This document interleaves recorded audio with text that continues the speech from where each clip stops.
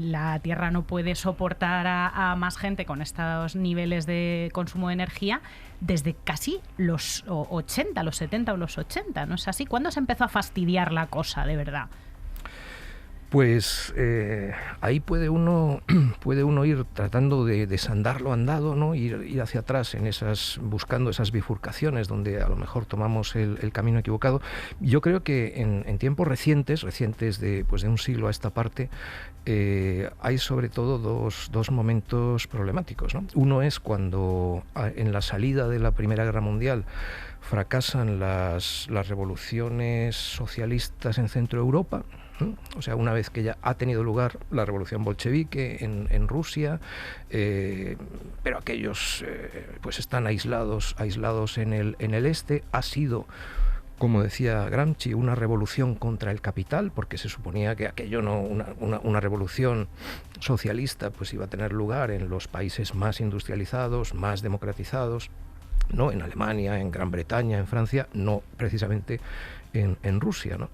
Y en la salida de la Primera Guerra Mundial hay un momento en el cual hubiera podido tener lugar ese avance postcapitalista también en esos países centrales del sistema, y sin embargo pues los intentos son derrotados de forma sangrienta, ¿no? En Baviera, en Alemania en general, en Hungría, ¿no? En Centro Europa. Ese es un momento fatal, porque si uno puede pensar, es un poco pues historia contrafáctica también, imaginación histórica, pero no sería ninguna tontería pensar que de haber tenido éxito esas revoluciones, ¿no? En Alemania, en Francia, no hubiera tenido lugar tampoco la deriva, ¿no? La degeneración hacia el estalinismo de la Rusia bolchevique, no hubiera tenido lugar el ascenso de los fascismos, no hubiera tenido lugar la Segunda Guerra Mundial, en fin. Esos pequeños hubiera efectos sido, mariposas. Pues una historia del siglo XX completamente distinta y menos catastrófica de la real, ¿no?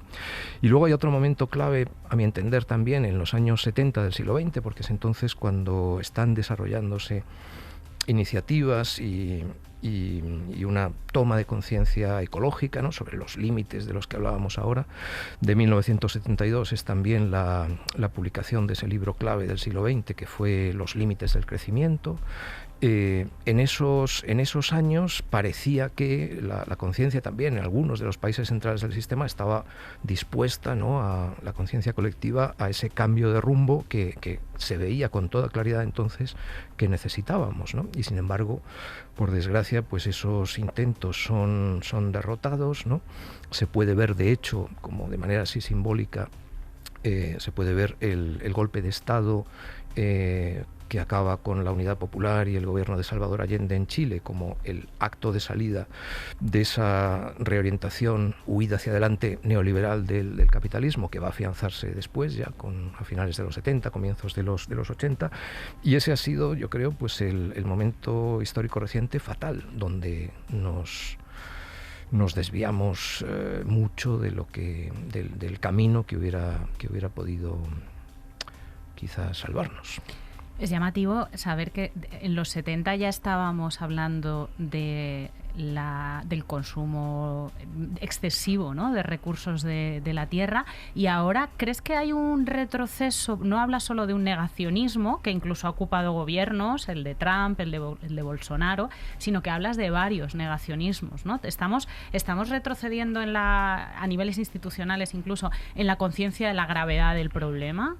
Es difícil de valorar, ¿no? Por un lado hemos ido acumulando una enorme cantidad de conocimiento, entendemos mejor los procesos de lo que era el caso pues hace medio siglo, pero en lo básico ese conocimiento pues ya estaba ahí, ¿no? La idea esta de extralimitación, por ejemplo, pues era muy clara por entonces, ¿no?